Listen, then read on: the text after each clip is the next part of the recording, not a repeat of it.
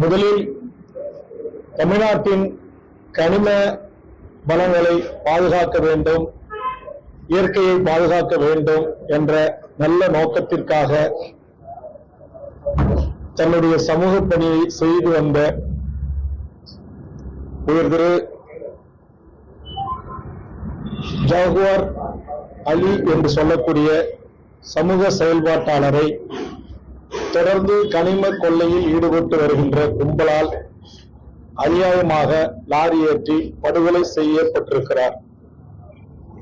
முதலில் அவரை பிரிந்து வாடும் அவருடைய குடும்பத்தாருக்கும் உறவுகளுக்கும் நண்பர்களுக்கும் எமது தமிழக வாழ்வுரிமை கட்சியின் சார்பாக ஆழ்ந்த இரங்கலை பதிவு செய்து, இதுபோன்ற சமூக செயல்பாட்டாளர்கள் எந்தவித எதிர்பார்ப்பும் இல்லாமல் லாப நோக்கம் இல்லாமல் தமிழ் சமூகத்திற்கு அரும்பாடுபட்டு வருகின்ற சான்றோர் பெருமக்கள் உயிர் இறக்க நேரிட்டால் அவர்களின் குடும்பத்திற்கு ஆறுதலாகவும் அவர்கள் குடும்பத்தினுடைய பிள்ளை செல்வங்கள் கல்வி உதவிக்காகவும் தொடர்ந்து தமிழக வாழ்வுரிமை கட்சி பல்வேறு சமூக சசிபெருமாளில் தொடங்கி பல்வேறு சமூக செயல்பாட்டாளர்களை ஆதரித்து உதவி செய்து வருகிறது. அந்த வகையில் அன்னார் அவருடைய குடும்பத்திற்கு இந்த நிகழ்வை முடித்துக் கொண்டு அவர் வீட்டுக்கு சென்று நேரடியாக ஆறுதல் கூறி எமது தமிழக வாழ்வுரிமை கட்சியின் சார்பாக ரூபாய் 1 லட்சம் ரூபாய் அக்குடும்பத்திற்கு நிதியுதவி செய்ய இருக்கிறோம். மேலும் அவரை படுகொலை செய்த அந்த படுபாதக செயலில் ஈடுபட்டவர்கள், அதற்கு உடனடியாக இருந்தவர்கள் யாராக இருந்தாலும் அவர்கள் கைது செய்யப்பட்டு சட்டத்தின் முன் நிறுத்தப்பட்டு உரிய தண்டனையை பெற்றுத்தர நடவடிக்கை எடுக்க வேண்டும் என்று தமிழக வாழ்வுரிமை கட்சி கோருகிறது. மேலும் இந்த சம்பவத்திற்கு நீதி கேட்டு எங்கள் மாவட்ட செயலாளர் நியாஸ் அவர்களும், இங்கு இருக்கிற எங்கள் கட்சியுடைய மாநில இளைஞணி தலைவர் அருமை தம்பி முருகானந்தம் அவர்களும், கட்சியினுடைய முன்னணி நிர்வாகிகள் புதுக்கோட்டை நிர்வாகிகள் ஈஸ்வரன் பாபா போன்ற எமது பொறுப்பாளர்களும் சேர்ந்து எமது பத்திரிகை ஊடக நண்பர்களை அழைத்து ஒரு போராட்டத்தை முன்னெடுத்தார்கள். இந்த போராட்டத்தில் உங்களுக்கு தெரியும், இன்றைக்கு கூடங்குளம் அணு எதிர்ப்பு போராட்டத்தின் சமரசமற்ற போராளி சுப உதயகுமாரன் அவர்கள் கலந்து கொண்டு எமது தமிழக வாழ்வுரிமை கட்சியின் சார்பாக கண்டனத்தை பதிவு செய்து நாங்கள் பல கோரிக்கைகளை அரசிடம் முன்வைத்திருந்தோம். அந்த அடிப்படையில் இன்றைக்கு காவல்துறை அதிகாரிகள் மாற்றப்பட்டிருக்கிறார்கள், ஒரு சில அதிகாரிகள் பணி நீக்கம் செய்யப்பட்டிருக்கிறார்கள், வருவாய்த்துறையில் ஒரு சில அதிகாரிகள் மாற்றப்பட்டிருக்கிறார்கள். அது ஏற்புடையதல்ல. இவர் கொலைக்கு காரணமாக இருந்தவர்கள் யாராக இருந்தாலும் அவர்கள் மிக கடுமையான நடவடிக்கை உட்படுத்தப்பட வேண்டும். இந்த வழக்கை சிறப்பு வழக்காக கருதி சிறப்பு நீதிமன்றத்தில் அதிகபட்சம் 3 மாத காலத்திற்குள் இதற்கான சார்ஜ் ஷீட் பதிவு செய்யப்பட்டு இந்த கொலைக்கு காரணமான இருந்தவர்களுக்கு உச்சபட்ச தண்டனையை பெற்றுத்தர தமிழக அரசும் காவல்துறையும் உரிய நடவடிக்கை மேற்கொள்ள வேண்டும் என்று தமிழக வாழ்வுரிமை கட்சியின் சார்பாக கேட்டுக்கொள்கிறேன். மேலும் இந்த புதுக்கோட்டையில் இருக்கிற ஷிப்காட் இது ஒரு பயனற்ற ஷிப்காட்டாக இருக்கிறது. இப்பகுதியில் பல்லாயிரக்கணக்கான இளைஞர்கள் வேலை தேடி வெளிநாட்டுக்கு சென்று பிழைக்க வேண்டிய ஒரு நிர்பந்தத்திற்கு தள்ளப்பட்டிருக்கிறார்கள். ஆதலால் இந்த மண்ணின் மக்களுக்கு வேலை மாவட்ட ஆட்சித்தலைவர், மாவட்ட நிர்வாகம், தமிழ்நாடு அரசு உரிய நடவடிக்கைகளை மேற்கொள்ள வேண்டும் என்று கேட்டுக்கொள்கிறேன். அதுபோன்று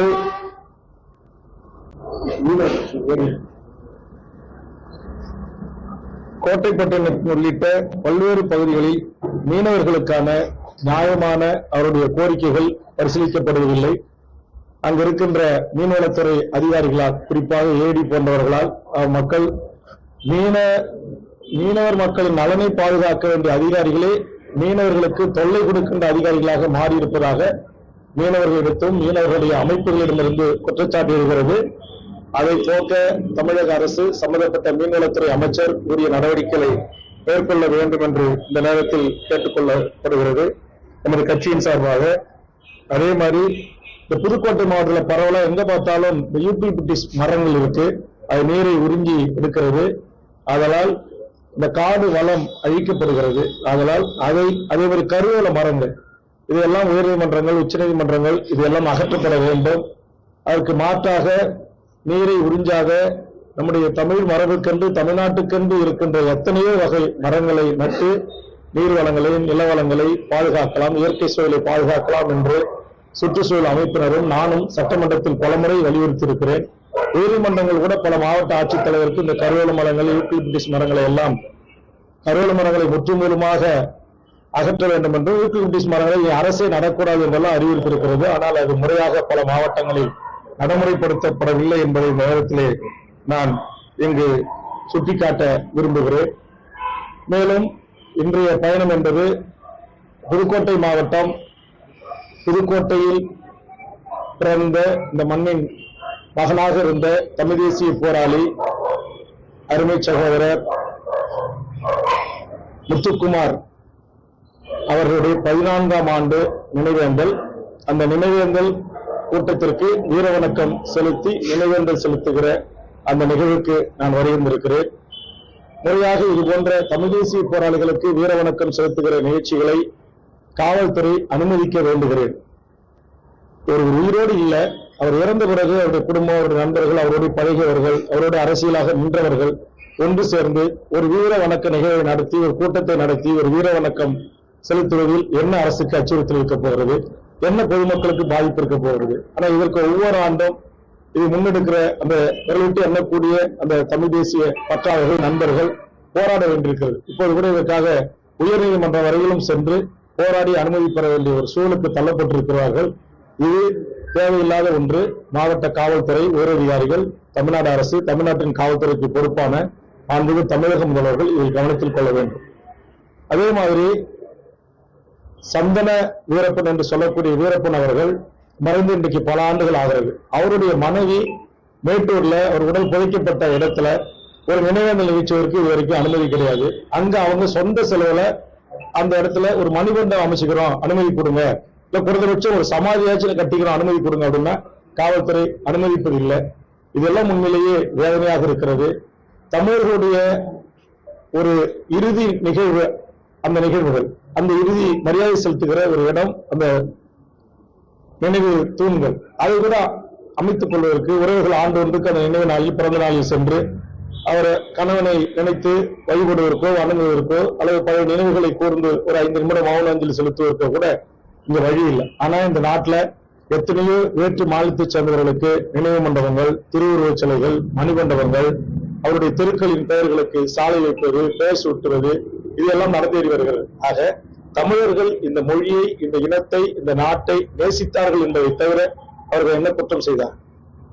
இங்கே தோழர் முத்துக்குமார் அவர்கள் தமிழீழ விடுதலைக்கு ஆதரவாக நின்றவர். தமிழ் தேசிய களத்தில் தன்னை முழுவதுமாக ஒப்படைத்துக் கொண்ட ஒரு களத்தில் நின்ற ஒரு போராளி. ஆனால் அவருக்கு இன்றைக்கு அது அரசு துணையோடோ, அரசியல்வாதிகள் துணையோடோ, சதிகாரர்கள் துணையோடோ, படுகொலைகள் துணையோடு அவர் வெட்டி வீழ்த்தப்பட்டு படுகொலைக்கு உள்ளாகியிருக்கிறார்.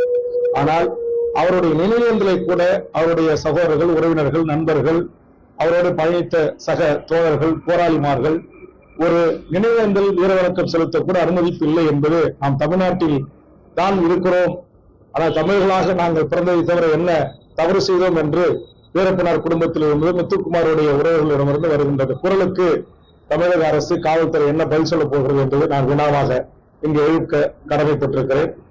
அது இந்த நிகழ்வை முடித்துக் கொண்டு கோட்டைப்பட்டணத்தில் எமது தமிழக வாழ்வுரிமை கட்சியில் நூற்றுக்கணக்கான இளையோர் பல்வேறு அரசியல் கட்சிகளிலிருந்து விலகி தமிழக வாழ்வுரிமை கட்சியில் தன்னை இணைத்துக் கொள்ளுகின்ற நிகழ்வு நடைபெறவிருக்கிறது. அந்த நிகழ்வுக்காகவும் இன்றைய புதுக்கோட்டை பயணம் தமிழக வாழ்வுரிமை கட்சியின் சார்பாக நான் மேற்கொண்டிருக்கிறேன். இந்த பயணத்தின் போது எமது கட்சிக்கு ஒரு மூத்த ஒரு அரசியல் தமிழ் தேசிய புரிதல் சிந்தனை தமிழக தேசிய தலைவர் பிரபாகரனை தன் உடன் பிறந்த சகோதரனாக, அண்ணனாக, வழிகாட்டியாக, தலைவராக ஏற்றுக்கொண்ட அண்ணன் புதுக்கோட்டை தனசேகரன் அவர்கள், அவர் பயணித்த நாம் தமிழர் கட்சியிலிருந்து விலகி அவருடைய முன்னணி தலைவர்கள் ஒருவராக இருந்த அவர் தன்னை தமிழக வாழ்வுரிமை கட்சியில் இணைத்துக் கொண்டிருக்கிறார். அவரை தமிழக வாழ்வுரிமை கட்சி ஆரத்தழுவி வரவேற்று என் கட்சியில் இணைத்துக் கொள்வதில் நாங்கள் பெருமை அடைகிறோம். தமிழ்நாடு முழுக்க தூய தமிழ் தேசிய பற்றாளர்கள், தமிழக தேசிய தலைவரை உயிராக நினைக்கக்கூடியவர்கள், தனிமனித ஒழுக்கம் உள்ளவர்கள், அரசியலில் அறம் சார்ந்து ஒழுக்கம் சார்ந்து நேர்மையாக பயணிக்க வேண்டும், உண்மையாக தமிழ்நாட்டில் ஒரு மாற்று அரசியலை ஏற்படுத்த வேண்டும் என்று நினைக்கக்கூடிய இளையோர் கூட்டம் தொடர்ச்சியாக பல்லாயிரக்கணக்கில் எனது தலைமையில் தமிழ்நாடு முழுவதும் இணைந்த வண்ணமாக இருக்கிறார்கள். இன்று புதுக்கோட்டையில் இணைப்பு விழா நடைபெறுகிறது. நாளை திருச்சியில் திருச்சி மண்டல நாம் தமிழர் ஒருங்கிணைப்பாளராக இருந்த வழக்கறிஞர் திருச்சி பிரபு அவர்கள் தலைமையில் ஆயிரக்கணக்கானோர் தமிழக வாழ்வுரிமை கட்சியில் இணைய இருக்கிறார்கள். நாம் தமிழர் முத்துக்குமார் என்பவர் கட்சியை தொடர்ந்து முக்கிய காரணமாக இருந்தார் சொல்லப்படுது. நாம் முத்துக்குமார் இறந்தப்ப சீமான் வந்து ஒரு 2 வருஷம் மட்டும் அந்த நிகழ்ச்சியில் இருந்தாரு. இப்ப சமீபத்துல எல்லாம் முத்துக்குமார் யாரு என்ன பேட்டில முத்துக்குமார் யாரோ வந்து அப்படின்ற மாதிரி பேசுறாரு. என்ன காரணமா இருக்க முடியும்? நீங்க அவர்கிட்ட தான் கேட்கணும். அவர்கிட்ட கேட்டு பதில் சொல்லாதீங்க. என்கிட்ட கேட்டா நான் என்ன பதில் சொல்ல முடியும்? என்னை பற்றி அவருடைய பார்வையை நான் சொல்லிட்டேன். அவர் தமிழீழ விடுதலை போராட்டத்தில் பங்காற்றியவர். நமது தமிழீழ தேசிய தலைவரின் பாதுகாப்பு அரணாக நின்ற முக்கியமான வீரர்களில் ஒருவராக இருந்து தலைவரால் அங்கீகரிக்கப்பட்டு ஏற்றுக்கொள்ளப்பட்ட ஒருவர். எமது சந்தனக்காட்டு எல்லைக்காட்டு வீரப்பனோடு சிறிது காலம் காட்டில் அவரோடு பயணித்தவர். ஒரு சாதி மதமாக பிரிந்து கிடக்கிற தமிழ் சமூகத்தில் இங்கு பல்வேறு சாதி மதமாக பிரிந்த தமிழர்களை ஒருங்கிணைத்து ஒரு குடையங்கி ஒரு தமிழ் தேசிய அரசியலை கட்டி எழுப்புவதற்காக தன்னுயிரை தந்திட்ட ஒரு மாவீரனாக நான் முத்துக்குமார் அவர்களை பார்க்கிறேன். அந்த அடிப்படையில் தான் தொடர்ந்து என்னுடைய முக்கியமான தமிழ் தேசிய கூட்டங்களில் அவரை நினைவு கூர்ந்து பேசியிருக்கிறேன். இந்த முறை அவரோடு பணி செய்து அவரோடு தோளோடு தோள் நின்று தமிழ் தேசிய மீட்சி படையிலும் தமிழீழ விடுதலை போராட்ட களத்திலும் நின்ற தமிழ்நாட்டின் ஆகச் சிறந்த தலைமைகள் என்னிடத்தில் இந்த ஆண்டு நீங்கள் வர வேண்டும் என்று அழைப்பு விடுத்தார்கள். அந்த நட்பின் அடிப்படையில் பாசத்தின் அடிப்படையில் அவர் மீது வைத்திருக்கிற இந்த தமிழ் தேசிய சமரசமற்ற அந்த போராளி மீது இருக்கிற மாண்பின் காரணமாக மரியாதையின் காரணமாக நான் இன்றைக்கு பங்கெடுக்க வருகிறேன். அப்புறம் நீதிமன்றத்துல கொலையாளிகளை விடுவிச்சுட்டாங்க. அதுக்கு யாருமே எதிர்ப்பு தெரிவிக்கல. நீதிமன்றம் வந்து உன்னோட குற்றவாளிகளை கண்டுபிடிக்கிறது சொல்லவே இல்லையே. அதுதான் இதுக்கு முன்னாடியே நான் சொன்ன சதிகாரர்கள் சண்டாளர்கள் அரசியல் ரீதியாக பகுதியிருக்க வேண்டும் என்று நினைத்த கும்பல் அவரை கொலை செய்திருக்கிறது. உண்மை ஒரு நாள் நிச்சயம் வெளிவரும். தமிழகத்தில் வந்து நீங்களும் சீமானும் தமிழ் தேசியத்தை சீமான் வந்து பெரியார பற்றி தொடர்ந்து வந்து உருவா பேசுறாரு. நம்ம வந்து தமிழ் தேசியமும் திராவிடமும் ஒரு கண்கள் மாதிரி பார்க்கலாமா? இல்ல உண்மை தமிழ் தேசியம்? நான் வந்து என்னுடைய இளமை காலம் என்பது நான் 1970களில் பிறந்தேன். முத்துக்குமார் அவர்களும் அந்த 70களில் தான் பிறந்தார் என்று கருதுகிறேன். ஆனால் தனசேகரம் 70கள் தான். நாங்கள் எல்லாம் 70களில் பிறந்தவர்கள் எல்லாம் தமிழ்நாட்டுடைய தமிழ் தேசிய அரசியலை நடத்திய தமிழரசன் பாதையை புலவர் கலிபெருமாள் பாதையும் அதே போன்று 80களில் தமிழீழ விடுதலை போராட்டம் ஈழத்தில் நடந்த மாபெரும் இனப்படுகொலைக்காக மாபெரும் போராட்டத்தை முன்னெடுத்த உலகத்தில் எவரோடும் ஒப்பிட முடியாத ஒப்பார நிற்கும் தலைவன் பிரபாகரன் அவர்களுடைய அரசியலை அவருடைய ஒழுக்க நெறிகளை தலைமை பண்புகளை ஆளுமை பண்புகளை அந்த மண்ணின் விடுதலைக்காக அந்த மக்களின் சுதந்திரத்திற்காக தன்னுயிர் தந்தாலும் அந்த மக்கள் நிம்மதியாக சுதந்திர காற்றை சுவாசிக்க வேண்டும் என்ற தியாக சீலர்களை நாங்கள் அடியேற்றி அவர்தம் பாதையை ஏற்றுக்கொண்டு இந்த மண்ணில் இருக்கின்ற ஜனநாயக வரம்புகளுக்கு உட்பட்டு நாங்கள் பயணிக்கக்கூடியவர்கள்.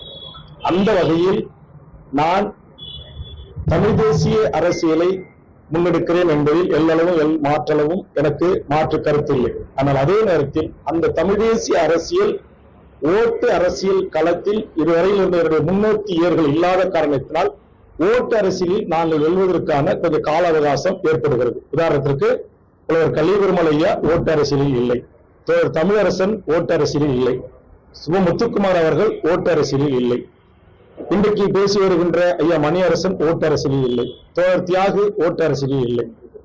இதுபோன்று தமிழ்நாட்டின் பல்வேறு படை நடத்தி தனித்தமிழ்நாடு கேட்ட தமிழ்நாடு விடுதலை படையினுடைய தலைவர்களாக இருந்தவர்கள் ஓட்டு அரசியலில் இல்லை. ஆக அந்த தோழர்களோடு அந்த தலைமைகளோடு பயணித்த நான் ஓட்டரசில் வெல்ல வேண்டும் என்றால் என்னுடைய அண்ணன் தம்பி என்னுடைய உறவுகள் என்னுடைய தமிழ் உறவுகள் இஸ்லாமிய உறவுகள் கிறிஸ்தவ உறவுகள் எல்லாரும் இன்றைக்கு இந்த நாட்டை ஆண்ட மிகப்பெரிய அரசியல் கட்சிகளான திமுக அதிமுக போன்ற பெரும் அரசியல் கட்சிகளில் தான் உறுப்பினராக இருக்கிறார்கள். அந்த கட்சிகளுக்குத்தான் அவர்கள் வாக்களிக்கிறார்கள். ஆதலால் நாங்கள் ஓட்டு அரசியலில் நான் ஐயன் திருவள்ளுவர் அவர்களையும் தந்தை பெரியார் அவர்களையும் நான் புரட்சியாளர் அம்பேத்கர் அவர்களையும் காரல் மார்க்ஸ் அவர்களையும் என்னுடைய முன்னேற்றியவர்களாக இந்த உலக சமுதாயம் சிறப்புற விளங்குவதற்காக பாடுபட்ட ஒரு தலைவராக நான் எடுத்துக் கொள்கிறேன். அதுபோன்று உலகத்தின் பல்வேறு விடுதலை போராட்டத்திற்காக தன்னுயிர் தந்திட்ட வெகு மக்களை அணிதிரட்டி மிகப்பெரிய புரட்சிகள் செய்தவர்களை நான் என்னுடைய வழிகாட்டியாக என்னுடைய கொள்கை தலைவர்களாக ஏற்றுக்கொண்டு பயணிக்கிறேன். அந்த அடிப்படையில் நான் சொன்ன இந்த தலைவர்களையும் நான் ஏற்றுக்கொண்டுதான் அரசியல் கட்சியை நடத்தி வருகிறேன். ஆதலால் பெரியாரை குறித்து திரு சீமான் அவர்கள் சொல்லி வருகின்ற கருத்துக்களில், அவர் பேசி வருகின்ற செய்திகள், சொல்லி வருகின்ற கருத்துக்களில் எனக்கு உடன்பாடு இல்லை.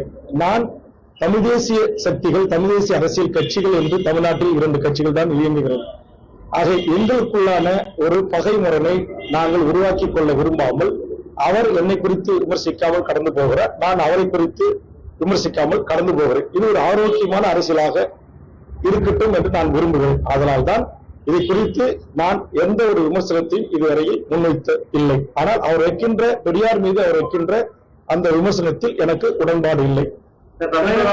நாம் தமிழர் கட்சியில இருந்து வாழ்வுரிமை கட்சி ஒரு திமுக எல்லாம் இணைஞ்சிட்டு வராங்க. என்ன காரணம்? பொறுப்பாளர்கள் இணைஞ்சிட்டு இருக்காங்க, என்ன காரணமா இருக்கும்? இல்ல, அதான் நான் சொல்றேன். நான் அருமையான தனசேகரனையோ அல்லது தமிழர் ஒருங்கிணைப்பு குழுவை உருவாக்கி மிகப்பெரிய அளவில் திருச்சியில் மாவீரர் நாளை நடத்திய நாம் தமிழர் கட்சியினுடைய முன்னணி தலைவர்களில் ஒருவராக இருந்த ஒருங்கிணைப்பாளர் வெற்றிக்குமரன் அவர்களையோ அல்லது அவரோடு இணைந்த சென்னை மண்டலத்தினுடைய ஒருங்கிணைப்பாளராக இருந்த தம்பி புகழேந்தி மாறன் அவர்களையோ, திருச்சி மண்டல ஒருங்கிணைப்பாளராக இருந்த நம்முடைய பிரபு அவர்களையோ, கிருஷ்ணகிரி மண்டலத்தின் ஒருங்கிணைப்பாளராக இருந்த அருமை தம்பி பிரபாகரன் அவர்களையோ, சேலம் மாவட்டத்தினுடைய செயலாளர் இருந்த அருமை தம்பி தங்கம் அவர்களையோ, அல்லது வேலூர் மாவட்டத்தினுடைய மாவட்ட செயலாளர் இருந்த தேவேந்திரன் அவர்களையோ, அல்லது சென்னை மண்டல ஒருங்கிணைப்பாளராக இருந்த அண்ணன் தியாகராஜன் அவர்களையோ, இன்னும் இது போன்று பல நூறு தம்பிமார்கள், மாவட்ட செயலாளர்கள், தலைவர்கள், தொகுதி தலைவர்கள் என்னோடு இணைந்திருக்கிறார்கள். நீங்கள் அவர்களிடத்திலே கேளுங்கள்.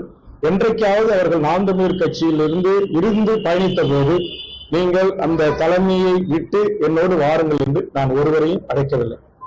அவர்கள் கருத்து முரண்பாடின் காரணமாகவோ இல்ல அண்ணன் தம்பியினுடைய ஒரு பாச போராட்டத்தின் ஊடாக தமக்கு கிடைத்த முக்கியத்துவனூடாக குறைக்கப்பட்டதனுடைய காரணமாகவோ முரண்பட்டு அவர்கள் வெளியேறி பல ஆண்டுகள், பல மாதங்கள் கழித்த பிறகு இன்றைக்கு இருக்கிற தமிழ்நாட்டு அரசியல் கட்சிகளில் எதில் சேரலாம், எதில் சேர்ந்து பயணிக்கலாம் என்பதை அவர்கள் சுதந்திரமாக கூடி பேசி கலந்து ஆலோசித்து எடுத்த முடிவின் அடிப்படையில் தான் இன்றைக்கு தமிழ்நாடு முழுவதும் பல்லாயிரக்கணக்கான இளைஞர்கள் என்னோடு சேர்ந்து பயணிக்க தொடங்கியிருக்கிறார்கள், சேர்ந்து வருகிறார்கள்.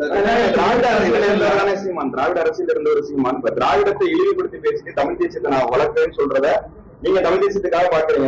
ஒரு இதை இழிவுபடுத்திட்டு தமிழ் தேசியத்தை வளர்க்கறதுக்கான இல்ல, அதுதான் நான் சொல்லிட்டு இருந்தேன். நான் அதை கடந்து போக விரும்புறேன். நான் எனக்கான ஒரு புரிதல் தெளிவா இருக்கு. அவர் பேசுறது நான் சொல்லுறேன் கூட ஏற்படுறதுக்கான நான் சொல்றேன். நானே இன்றைக்கு 89 பாட்டாளி மக்கள் கட்சி உருவாகின்ற வரையில் 80களில் இருந்து 89 வரை தமிழ்நாடு விடுதலை படையில் மாணவனாக, ஒரு சிறுவனாக உறுதுணையாக நின்று பயணித்தவன். ஜூலை கலவரத்துக்கு பிறகு நான் பள்ளி சிறுவனாக இருந்து சக மாணவர்களை வீதிக்கு கொண்டு வந்து போராட்டம் நடத்தி குட்டிமணி ஜெகன் உள்ளிட்ட தலைவருக்காக நீதி கேட்டு பள்ளியை ஸ்ட்ரைக் அடிச்சு மாணவர்களோட போராட்ட களத்தில் இருந்தவர். அப்படிப்பட்ட இருந்த வேல்முருகன் ஆகிய நான் 89 பாமக தொடங்குவதற்கு முன்பு வரை நான் திராவிட முன்னேற்ற கழகத்தின் குடும்பத்தை சார்ந்தவர். என்னுடைய உறவினர் தான் உங்களுக்கு தெரியும் பண்ருட்டியார், என்னுடைய உறவினர் தான் ராமசாமி படையாச்சார், கோவிந்தசாமி படையாச்சார். இவர்களாம் காங்கிரஸ் கட்சிகளிலோ பல்வேறு அரசியல் கட்சிகளில் இருந்து ஒரு பாரம்பரியமான அரசியல் பின்புலம் கொண்ட அந்த கடலூர் மாவட்டத்தினுடைய மண்ணின் மைந்தன். எனக்கு அரசியலை சீர்தூக்கி பார்த்து தெளிவான ஒரு முடிவெடுக்கின்ற தகுதியும் திறமையும் ஒரு ஆய்வு மனப்பான்மையோடு அணுகுகின்ற ஒரு புரிதலும் எனக்கு இருக்கிறது. அந்த புரிதலோடு தான் நாம் இன்றைக்கு தமிழ் தேசிய அரசியல் கட்சியை உருவாக்கி தேர்தல் அரசியல் நின்றால் என் உறவுகளாக இருக்கிற திமுக, அதிமுக, காங்கிரஸ், பிஜேபி, கம்யூனிஸ்ட் கட்சியில் இருக்கிற உறவுகள் எல்லாம் அப்படியே நாளைக்கே என் பின்னாடி அணிவித்து நின்று என்னை நாட்டுக்கு முதலமைச்சர் ஆக்கி வருவார்கள் என்று நான் நினைக்கவில்லை. ஆக அவர்கள் மனங்களில் ஒரு மாற்றம் ஏற்படுகின்ற போது நமக்கான அரசியல் வாழ்வு, நமக்கான நம்மை நம்பி வருகின்ற இந்த குரலற்ற மக்களின் குரல் ஒலிக்கக்கூடிய ஒரு அரசியல் அதிகாரம் நம் கைகளுக்கு கிடைக்கும். அதுவரையில் இந்த மக்களோடு பயணிப்போம், இந்த மக்களுக்காக உழைப்போம், இந்த மக்களுக்காக போராடுவோம், இந்த மக்களோடு இறந்தார கலந்து இந்த மக்களின் உணர்வுகளை பிரதிபலிக்கக்கூடிய ஒருவனாக சட்டமன்றத்திலும் மக்கள் மன்றத்திலும் பணியாற்றுவோம் என்ற ஒரு புரிதலோடு தான் என்னுடைய அரசியல் பயணம் தொடர்கிறது. திடீரென்று அவர் கேட்காமல், அவரிடமிருந்து கோரிக்கை வராமல், ஆளுநரை சில வாரங்களுக்கு முன்பு சந்தித்ததனுடைய எதிர்வினையாக இன்றைக்கு ஒன்றிய அரசு அவருக்கு இந்த ஓய்பிரிவு பாதுகாப்பு தந்திருப்பதில் கண்டிப்பாக அரசியல் இல்லாமல் இல்லை, இதில் அரசியல் இருப்பதாகத்தான் நான் கருதுகிறேன்.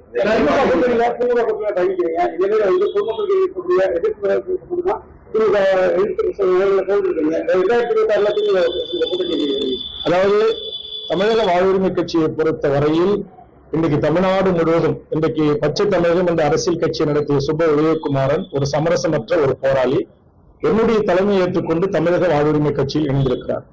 எந்த எதிர்பார்ப்பும் இல்லாமல் தமிழக தேசிய தலைவனை எமது உயிர் மூச்சு உள்ளவரை தலைவனாக ஏற்றுக்கொள்வோம் என்கிற கொள்கை உறுதியோடு இருக்கிற பல்வேறு வேங்கைகளாக இந்த மண்ணில் வாழ்கின்ற எண்ணற்ற போராளி தம்பிமார்கள் என் தலைமை ஏற்று தமிழக வாழ்வுரிமை கட்சியில் இணைந்திருக்கிறார்கள்.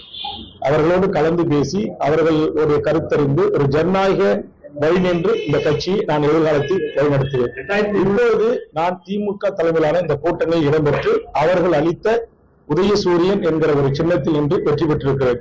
இந்த விவாதம் கூட தமிழக சட்டமன்றத்தில் முதலமைச்சர் அவர்களால் வேல்முறை நீங்கள் உதயசூரிய சின்னத்தில் நின்று வெற்றி பெற்றிருக்கிறீர்கள் என்று குறிப்பிட்டு பேசிய போது நான் அப்படியே உடனே இந்த முதலமைச்சர் அவர்களுக்கு என்னுடைய தாழ்மையான ஒரு வேண்டுகோளாக ஒரு கருத்தை முன்வைத்தேன். இந்த உதயசூரியன் சின்னம் என்பது எங்கள் கடலூர் சூரப்பநாயக்கரையைச் சேர்ந்த மாண்புமிகு முன்னாள் அமைச்சர் கோவிந்தசாமி படையாட்சியார் அவர்கள் 1957 எங்கள் முன்னோர்கள் கொடுத்தான். மாண்புமிகு தமிழக முதல்வர் அவர்களே, உங்களுக்கு இந்த சின்னம் கலைஞரும் சென்று எங்கள் குடும்பத்தினரிடம் வந்து கேட்டு இந்த சின்னத்தை பெற்றார்கள். அந்த சின்னத்தில் இன்று வெற்றி பெற்று இந்த சட்டமன்றத்தில் பொருளற்ற மக்களின் குரலாக சமூக நீதிக்காக ஒழிப்பதில் நான் பெருமையோடு பதிவு செய்கிறேன் என்று என் பதிவு செய்திருக்கிறேன். ஆக எனக்கென்று சில அரசியல் பின்புலங்கள் இருக்கிறது. என்னுடைய முன்னோக்கியவர்கள் இந்த நாட்டுக்கு தனி மெஜாரிட்டி ராஜாஜியை முதலமைச்சர் ஆக்குவதில் என்னுடைய முன்னோர்கள் உருவாக்கிய கட்சி பங்களித்து ராஜாஜியை முதலமைச்சர் ஆக்கியது. அவர் குலக்கல்வி திட்டத்தை கொண்டு வந்தார் என்பதற்காக திரும்பவும் அவரை ஆட்சி கட்டிலிருந்து இறக்கி பச்சை தமிழர் காமராஜ் என்ற ஒருவரை முதலமைச்சர் ஆக்கியதில் பெருந்தலைவர் ராமசாமி படையாட்சியாரும் அவருடைய தாத்தா கோவிந்தசாமி கச்சராயரும் தலைவராக இருந்த உழவர் உழைப்பாளர் கட்சியும் மாணிக்கவேல் நாயக்கர் தலைமையிலான காமன்வெல்த் பார்ட்டியும் ஆதரவுதான் பச்சை தமிழர் காமராஜரை இந்த நாட்டுக்கு முதலமைச்சர் அரியாசனத்தில் அமர வைத்தது என்பது வரலாறு தெரிந்தவர்களுக்கு தெரியும். ஆக இந்த வரலாற்று பின்பலத்தோடு அரசியல் புரிதலோடு அரசியல் செய்த வேல்முருகன் அவர்கள் தெளிவான அரசியலை செய்து வருகிறது. அது காலம் எமக்கு உரிய நேரத்தில் கையளிக்கும். அப்போது இன்றைக்கு புரிதல் இல்லாமல் என்னை விமர்சனம் செய்கின்ற, புரிதல் இல்லாமல் என் மீது சேட்டைவாரி பூசுகின்றவர்களுக்கு பதிலாக என்னுடைய செயல்பாடுகள் அமையும். 4 வருஷம் ஆச்சு. திமுக ஆட்சியோட மதிப்பீடு என்ன? குறிப்பா ஜாதிவாரி கணக்கு. நான் மருத்துவர் ராமதாஸ் ஐயா மாரி மிகப்பெரிய 85 வயதை கடந்த பெருவரும் தலைவர் அல்ல. என்னை விட மூத்த தலைவராக இருக்கிற மாண்புமிகு தமிழக முதலமைச்சருக்கு மதிப்பீடு போடுகின்ற அளவுக்கு அரசோட செயல்பாடு எப்படி இருக்கு? குறிப்பா ஜாதிவாரி கணக்கெடுப்புல சாதிவாரி கணக்கெடுப்பு தொடர்ந்து எடுக்க வேண்டும். தமிழ்நாட்டில் அனைத்து சமூகங்களுக்கும் அவரவர்களின் எண்ணிக்கைக்கு ஏற்றவாறு கல்வி வேலைவாய்ப்பு உரிமை வழங்கப்பட வேண்டும் என்பதில் நான் உறுதியாக இருக்கிறேன். இதற்காக தொடர்ந்து தமிழ்நாட்டின் சட்டமன்றத்தில் ஒரு குரல் ஓங்கி ஒலிக்கிறது என்றால் அது என்னுடைய குரல். என்னுடைய குரலுக்கு மாண்புமிகு தமிழக முதலமைச்சர் அவர்கள் பல கட்டங்களில் பதிலளித்திருக்கிறார். அதை நான் மறுத்து அதில் மாறுபட்டு என் எதிர்ப்பை பதிவு செய்திருக்கிறேன். தமிழக முதலமைச்சர் சாதிவாரி கணக்கெடுப்பு ஒன்றிய அரசுதான் எடுப்பதற்கு அதிகாரம் பெற்றது என்று அறிவித்திருக்கிறார். அதில் நான் மாறுபடுகிறேன், அதை நான் எதிர்க்கிறேன். தற்போது உங்களுக்கு தெரியும், காங்கிரஸ் அரசு ஆட்சிக்கு வந்தால் இந்திய முழுக்க சாதிவாரி கணக்கெடுப்பை நடத்துவோம் என்று அறிவித்தார்கள். இன்றைக்கு தெலுங்கானாவில் காங்கிரஸ் அரசு புதிதாக பொறுப்பேற்ற பிறகு சாதிவாரி கணக்கெடுப்பை நடத்தியிருக்கிறார்கள். ஏற்கனவே உங்களுக்கு அனைவருக்கும் தெரியும், இன்றைக்கு இந்தியாவில் பீகாரில் சாதிவாரி கணக்கெடுப்பு எடுத்து அந்த மக்களுக்கான நீதி வழங்கப்பட்டிருக்கிறது. ஒரிசாவில் சாதிவாரி கணக்கெடுப்பு நடத்தப்பட்டிருக்கிறது. அதே மாதிரி சாதிவாரி கணக்கெடுப்பது என்பது மாநில முதலமைச்சரின் ஆளுகைக்கு அதிகாரத்துக்கு உட்பட்டது. அதனால் மாண்புமிகு தமிழக முதலமைச்சர் சாதிவாரி கணக்கெடுப்பு தான் நடத்த வேண்டும் என்று நான் உறுதியாக இருக்கிறேன். என்னுடைய நிலைப்பாட்டிலும் நான் உறுதியாக இருக்கிறேன். குறிப்பாக மக்களுக்கான பல்வேறு திட்டங்களை வகுத்து இந்தியாவிற்கு ஒரு வழிகாட்டியாக முன்னோடியாக சமூக நல திட்டங்கள் அறிவிப்பதில் இந்தியாவிற்கு முன்னோடியாக தமிழகம் இருக்கிறது என்பதை திராவிட அரசியலை அல்லது திமுகவை அழிக்க வேண்டும், ஒழிக்க வேண்டும், திராவிட சித்தாந்தமே இந்த மண்ணில் நிலைபெறக்கூடாது என்று பேசுகிற RSS சங் பரிவார கும்பல்களின் தலைவனாக இருக்கிற பாரதிய ஜனதாவின் ஒன்றிய அமைச்சர்களே இன்றைக்கு பல்வேறு குறியீடுகளில் தமிழகம் இந்தியாவில் முன்னோடியாக இருக்கிறது. குறிப்பாக சுகாதாரத்துறையில் 700 பிரிவு தலைப்புகளின் கீழ் மகத்தான விருதுகளை தமிழகம் பெற்றிருக்கிறது. ஆனால் அப்படிப்பட்ட தமிழகத்திற்கு இன்றைக்கு புதிய கல்விக் கொள்கையை அமுல்படுத்தினால்தான் நாங்கள் இந்த 2500 கோடி ரூபாயை தருவோம் என்று ஒரு ஒன்றிய அரசை மிரட்டுவது என்பது ஏற்புடையதல்ல. குறிப்பா திமுகவுடைய நாடாளுமன்ற உறுப்பினர்கள் தமிழ்நாட்டின் உரிமைகளுக்காக இன்றைக்கு இந்திய ஒன்றிய தலைமை அமைச்சர்கள் தொடங்கி அத்துணை அமைச்சருடைய முகத்துறையை இந்த நடக்கிற நாடாளுமன்ற கூட்டத்தொடரில் புள்ளி விவரங்களோடு மிகச்சிறப்பாக எடுத்து வைக்கிறார்கள். அதற்காக என்னுடைய பாராட்டுக்களையும் வாழ்த்துக்களையும் நான் தெரிவித்துக் கொள்கிறேன். தமிழகத்துல தொடர்ந்து நாள்தோறும் கற்பழிப்பு வழக்கு தமிழகத்துல வந்து என்ன மாதிரி நடவடிக்கை? இதற்காக தமிழக வாழ்வுரிமை கட்சி ஏற்கனவே தமிழ்நாட்டுக்கு உங்களுக்கு தெரியும், பத்திரிகை நண்பர்கள் கவனிச்சிருப்பீங்கன்னு நினைக்கிறேன். இந்த பாலியல் வன்கொடுமை, கற்பழிப்பு இது போன்ற சம்பவங்களுக்கு எல்லாம் தாய்மொழியாக இருப்பது போதை, அரசு டாஸ்மாக் மதுபான ஆலைகள், எங்கு பார்த்தாலும் கஞ்சா, அபின், போதைப் பொருட்கள். இன்னைக்கு பார்த்தா பேப்பரை திறந்தா 3 கொலை 2 கொலை இப்படி வருது. இதற்கெல்லாம் அடிப்படை காரணம் இந்த போதை வாஸ்துகள்.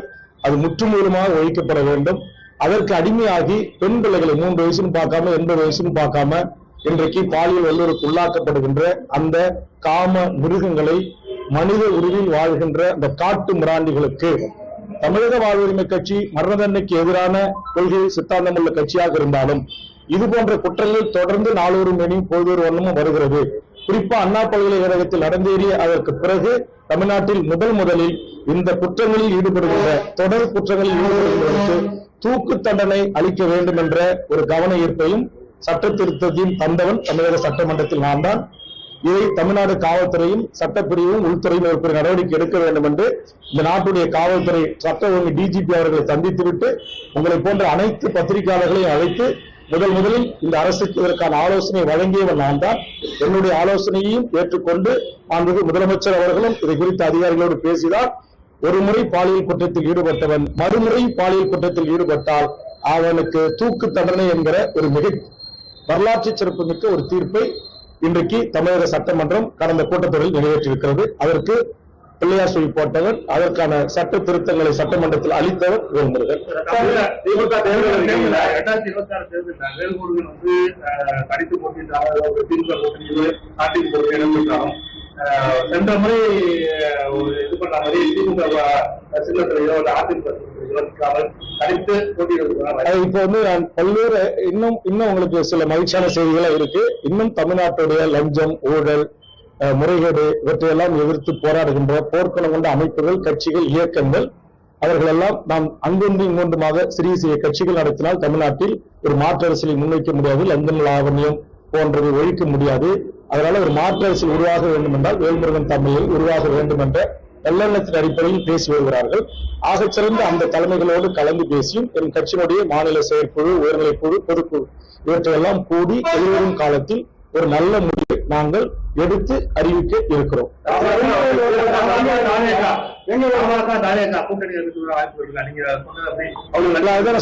இப்ப வந்து இதற்கு முன்னாடி நான் மட்டும் நிறுவனராக இருந்து தலைவராக நடத்தினேன். இப்ப என்ன மாதிரி பல கட்சி நடத்தின தலைவர்கள் என்னோட இணைஞ்சிருக்காங்க, இணைய போறாங்க.